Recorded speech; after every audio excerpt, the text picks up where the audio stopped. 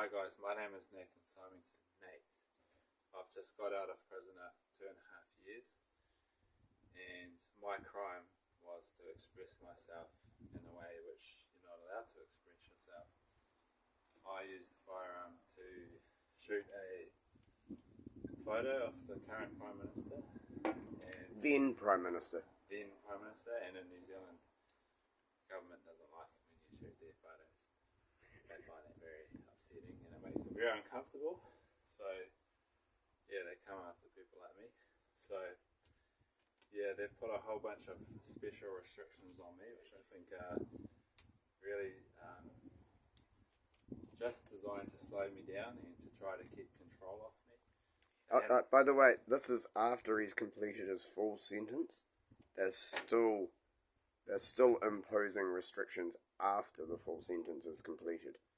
So if I can't go on a computer without their consent, if I can't have a phone without their consent, how am I supposed to write things? If I want to write to a lawyer, do I have to do everything on pen and paper, So it's just trying to slow me down, trying to shut me up, trying to keep me suppressed, like they do to everyone. And yeah, I just think I want to beat them. I'm really sick of them. I'm sick of the control they have over us, over everyone. And yeah, I think I can beat them. I think I can win. The reason I say that is because the Department of Corrections publishes an annual report. So it's a yearly thing that comes out.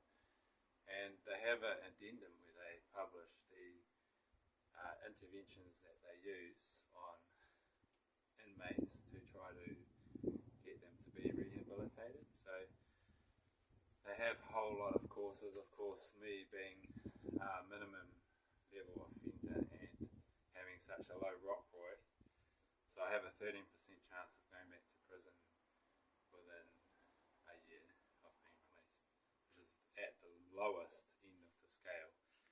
So despite all that,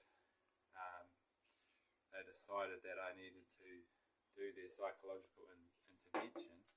So I asked them, I said, well, could you prove to me that it works, that it reduces the chance of recidivism and that it reduces the undue risk, which are the two things you test for when considering parole? Oh, sorry, we don't normally do that. So I go to the next parole board. I said, well, I've gone through the last 7 years worth.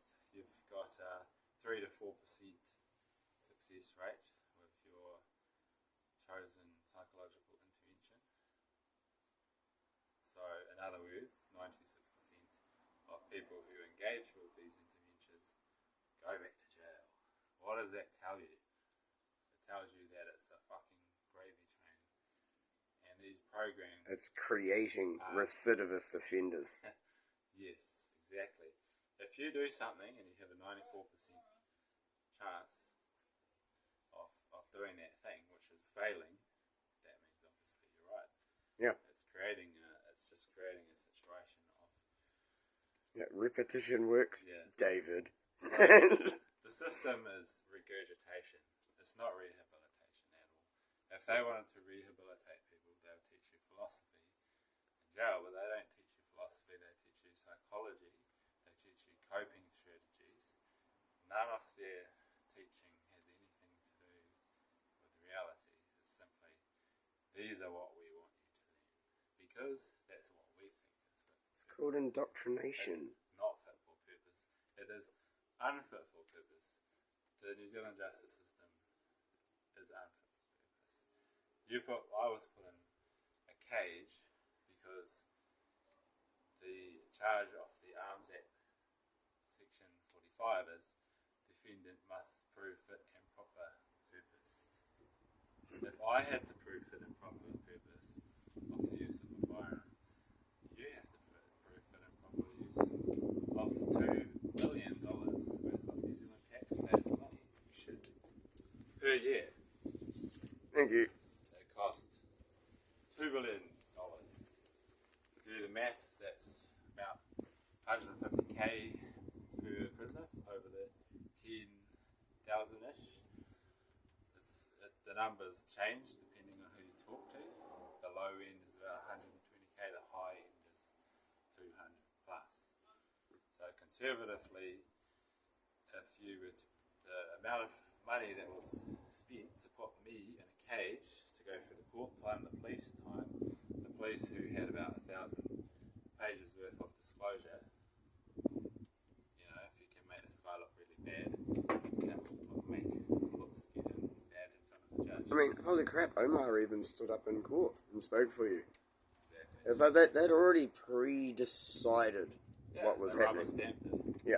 Like, it was well in advance. It's like, no, anything about this one incident is the one thing that we can't have out anywhere. So the point I want to make is the system is bullshit. It's unfit for purpose, and to be honest, I would trust a crack dealer over a cop. If I had a problem with someone, I would never fucking ask the cop for help. Ever.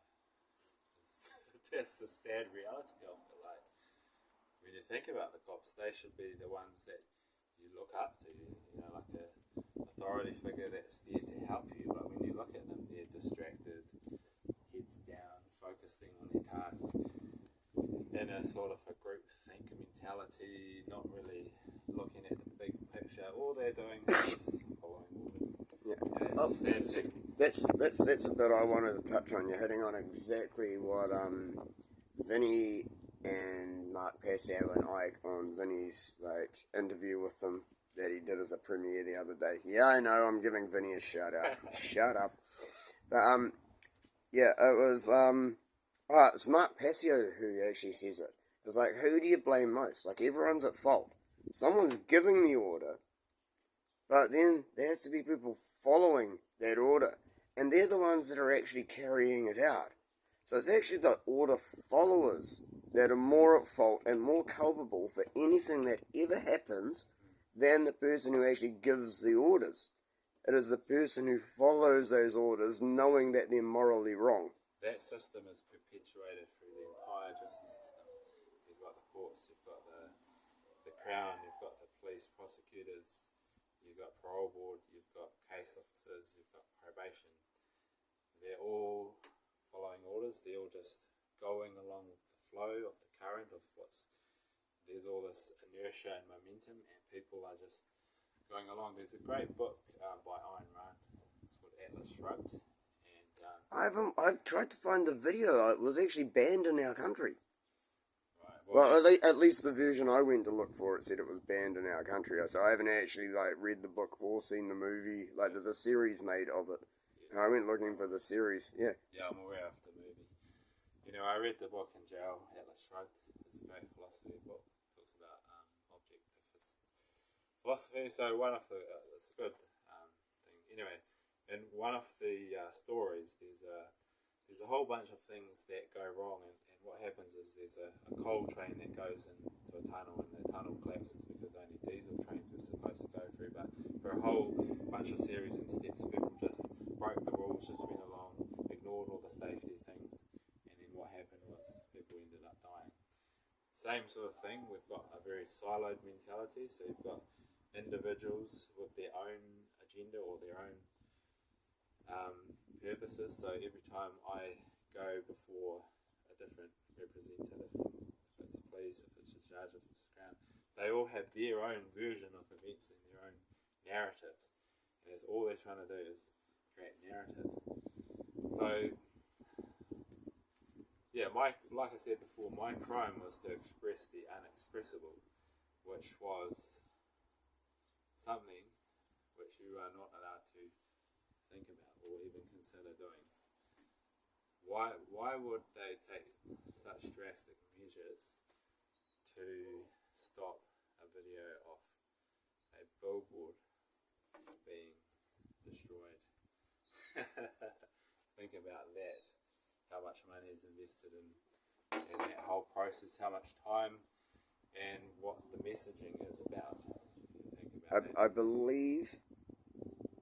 Actually, no, I'm not even going to say it on this. It's on YouTube. No, so I'm not even going to say anything. Yeah. Thank you for giving that's all he thinks. Yeah, no, that's all good, man. You're okay. Yeah. So yeah, I expressed the unexpressible. Got in trouble for it. Had to pay the price.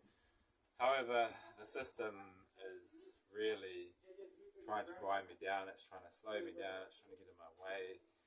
And I don't think there is a real good excuse to do so. And I'm just sort of sick of it. I'm over it, and I'm thinking about doing a legal challenge to take them on. So I think we have a good case, a good argument. I think there's a lot of good arguments. Like DK said before, I've already served the whole term. A crime has occurred. Yeah, and there should be no further restrictions if you do the full sentence. It's only if you get let out early that they usually go, well, we'll let you out early, like on a bracelet, here's your restrictions. If you do the full sentence, there should not be any restrictions unless that was stated at your sentencing. Yeah. So a crime has occurred. A court process has occurred. A verdict has been decided.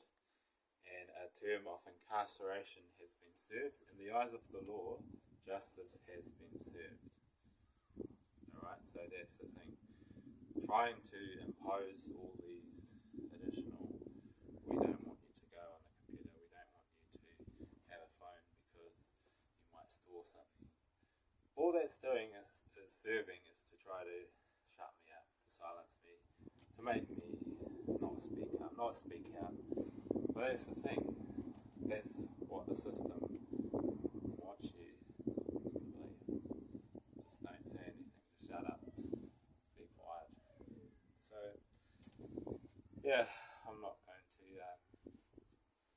be controlled like this anymore. And with your help and your support, perhaps we can launch a legal appeal in some way. So, yeah, that's We'll have to find out some way of, like getting a collection fund together. We don't have anything like that sorted or anything yet, but that's actually a good idea now that you mention it.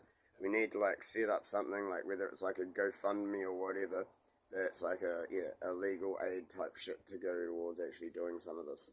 Yeah, so that's basically my spiel. Yeah. Any questions?